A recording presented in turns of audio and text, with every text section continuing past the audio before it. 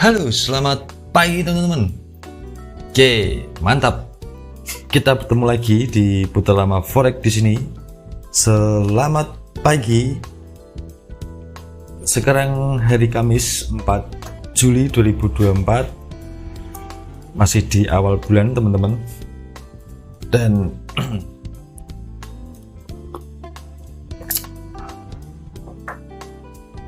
ya, kita mulai charting seperti biasa. Saya selalu charting di pagi hari karena alasan saya charting di pagi hari karena ya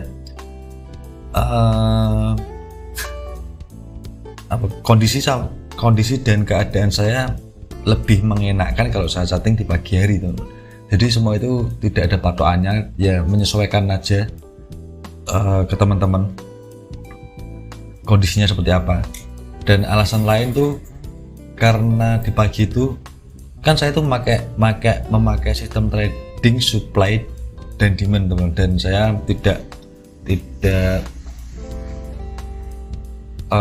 eksekusi market langsung, tidak langsung buy, langsung sell, tidak. Jadi saya memakai pending order. Jadi kalau di pagi itu kan cenderung pergerakannya tidak begitu agresif, teman-teman, karena di sesi Asia. Ya, biasanya kan pergerakan yang menarik itu adalah di malam hari. Ya, keuntungan saya kalau saya charting di pagi hari yaitu di malam hari market itu pergerakannya kan oke, teman-teman. Jadi setelah malam hari itu bergerak sangat cepat dan di pagi harinya menyisakan bentuk-bentuk yang area-area yang dibuat di malam harinya gitu, teman-teman. Jadi saat market itu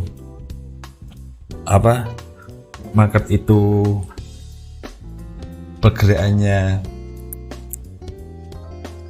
sangat cepat, jadi kan di pagi harinya menyisakan bentuk-bentuk atau area-area yang bisa kita ambil gitu, teman-teman. Kalau malamnya itu lagi berjalan, jadi paginya kan kita bisa melihat chartnya itu lebih bagus gitu sih, teman-teman. Oke, nanti sebelum saya membahas pertanyaan lanjutan dari kemarin, lanjutannya seberapa penting memahami market structure, titik entry yang baik dan bisa dibakukan. Nah, nanti saya akan bahas, tapi setelah charting ini, teman-teman. Ya, saya sudah di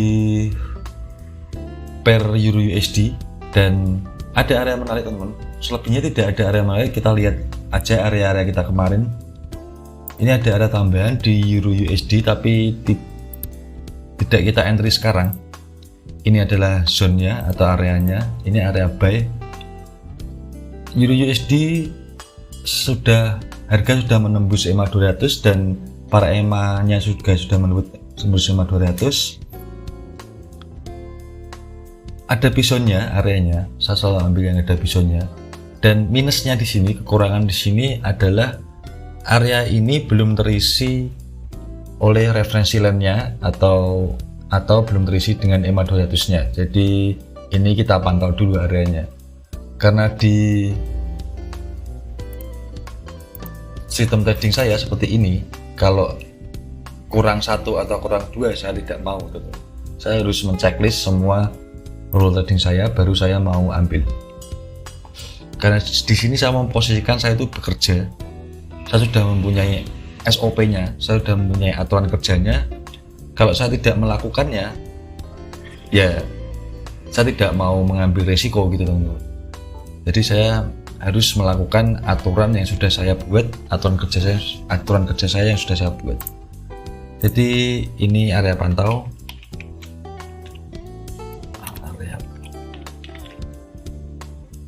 Area pantau, teman-teman, ya. Kapan kita ambil area ini? Ya kita lihat aja besok pagi. Kalau areanya udah terisi EMA 200 atau referensinya baru kita ambil. gitu. Lalu kemarin kita ada di Euro Yen masih ada EMA 200-nya di area buy kita, jadi masih oke, kita pertahankan areanya.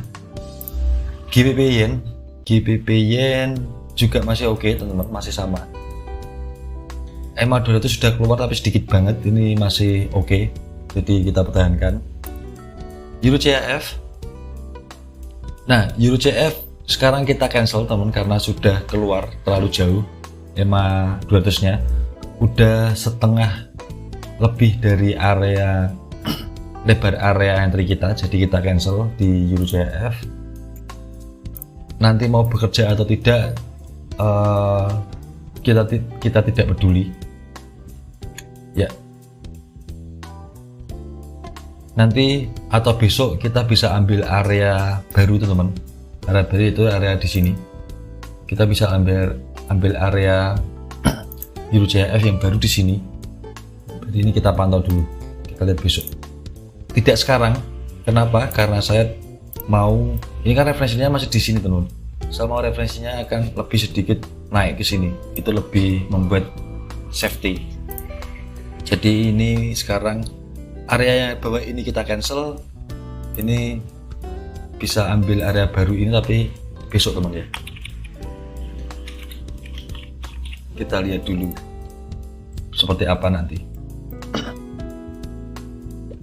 Oke, next di GBP CHF masih aman juga, keluarnya masih dikit jadi masih oke, jadi kita pertahankan. Nah sudah habis berarti kita ada di Euro USD area pantau, Euro JPY masih kita pertahankan, GBP Yen masih kita pertahankan, Euro CHF area bawah kita cancel dan kita ubah menjadi area pantau di atasnya. GBP CHF oke, masih kita pertahankan. Nah, saya sedikit mau membahas tentang pembahasan market structure. Jadi saya itu selalu berpikir di market itu tidak mau ambil pusing. Jadi saya tidak mau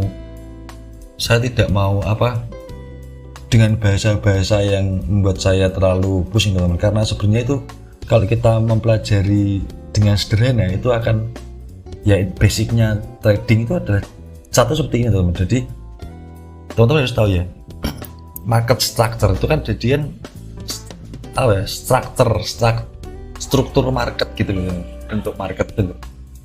Nah saya tuh melihat chart gini teman ya, saya tuh cuma melihat gini, teman-teman mau jualan kopi, mie ayam, bakso, pendapatan dan pengeluaran teman-teman, kalau teman-teman cuma taruh di Excel, di hitung-hitungan, ditulis-tulis angka-angka itu, teman-teman tuh kemungkinan besar susah untuk membacanya. Coba teman-teman hasil dari rekapan jual mie ayam, bakso atau apapun bisnis teman-teman, itu pasti kalau teman-teman aplikasikan angka-angkanya itu dibuat grafik. Nah itu pasti akan muncul grafik seperti ini teman-teman. Nah karena grafik seperti ini kan muncul karena ada angka di sini teman, ada angka tinggi, ada angka rendah teman. Jadi grafik ini sebenarnya itu adalah untuk mempermudah kita menganalisa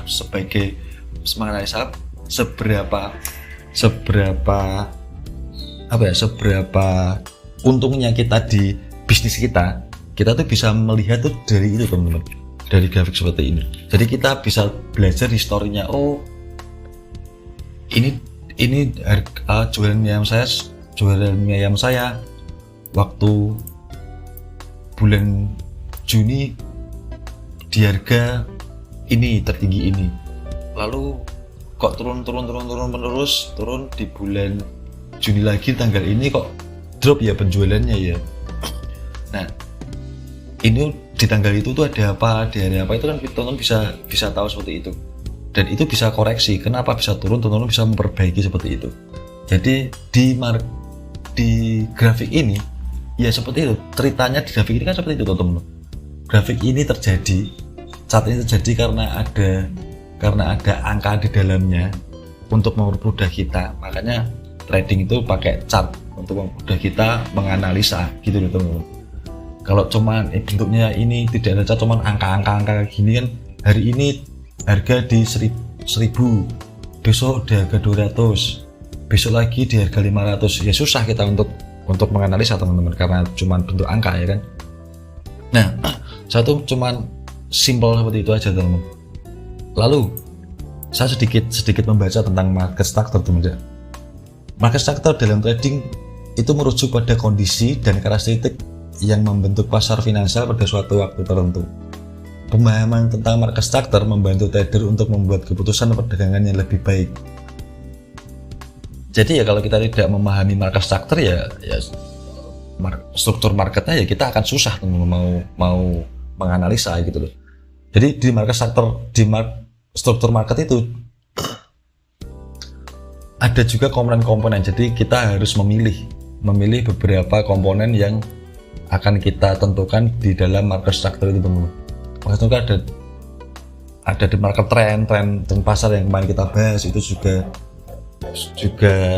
masuk di dalam market structure. Ada apa lagi? Ada support resisten itu juga masuk dalam market structure. Ada volume perdagangan itu juga, price action candle itu juga dalam market structure. Volatilitas juga masuk di market structure.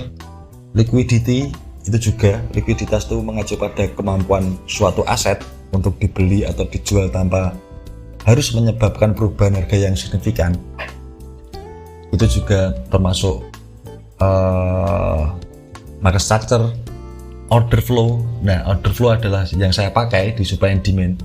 Market structure order flow itu yang saya pakai. Terus market partisipan itu juga, market partisipan itu adalah peserta pasar termasuk berbagai aktor seperti kita, trader retail, institusi, market maker dan lain-lain. Itu adalah peserta pasar atau market partisipan. Ya jadi itu ada banyak, jadi teman-teman ya harus memilih, teman-teman tidak harus menggeber semua teman-teman. Nah khusus yang saya pakai, kenapa saya pakai itu ya karena itu lebih memudahkan saya teman, order flow. Jadi kan order flow itu kan mencerminkan permintaan dan penawaran, jadi mencerminkan demand dan supply yang masuk ke pasar dalam bentuk order beli dan jual. Jadi gitu teman. Jadi kita lebih tahu di mana ada harga-harga yang tertinggal sebelum. Jadi kan gini, kalau kita tahu ini ada trend market. Nah, struktur marketnya ini kan kita lihat ada tren bullish. Nah, lalu kita mau ambil komponen yang mana teman? Kita mau pakai chart martel atau pakai volume, price action, support resisten, itu ya terserah. Kalau saya kan memakai supply and demand. Jadi saya hanya, kalau saya melihat struktur marketnya itu uptrend, ya saya hanya memakai komponen supply and demand. Jadi saya di sini ada demand, ada harga yang teman-teman tahu kan, supply itu apa, demand itu apa. Jadi terapkan aja, teman-teman harus tahu, terapkan aja, teman-teman bisa Google, terapkan aja sistem itu.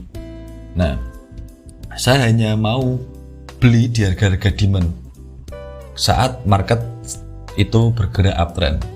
Begitu juga kalau sebaliknya teman-teman, kalau downtrend ya saya hanya mencari supply di situ untuk saya ambil atau akan jual punya saya. Jadi kalau di kasus di GBJF, kalau ini GBJF itu sedang downtrend, nah saya akan jual apa? Saya akan sell. Kalau downtrend berarti kan GBP itu melemah teman-teman, JF yang menguat ya kan.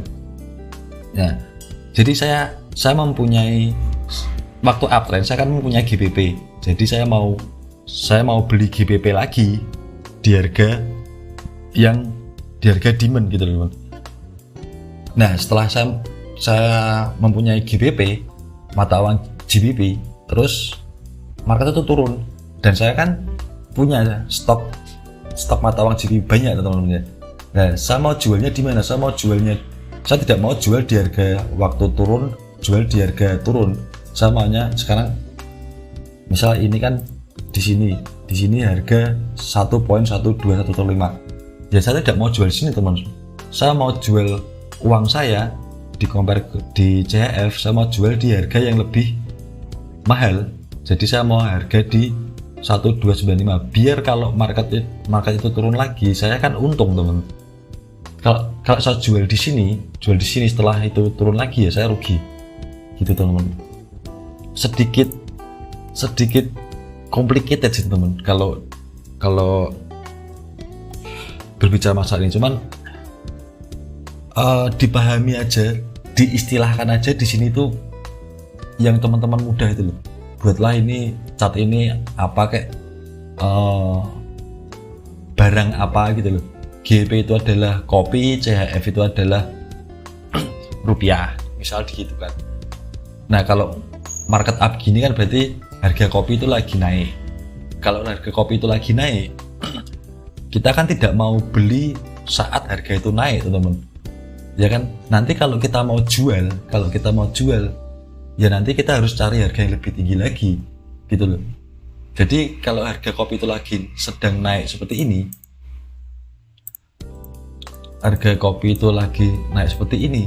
ya saya mau belinya saat kopi itu membuat harga lebih murah. Lebih murah itu waktu harga retest. Jadi kalau kita cari harga yang lebih murah, baru saat harga itu kembali naik lagi, kita bisa jual kopi itu dengan harga yang lebih mahal karena kita dapatkan harga di sini, lalu harga kopi naik lagi, kita lalu jual atau kita take profit di situ. Jadi kita dapat untung.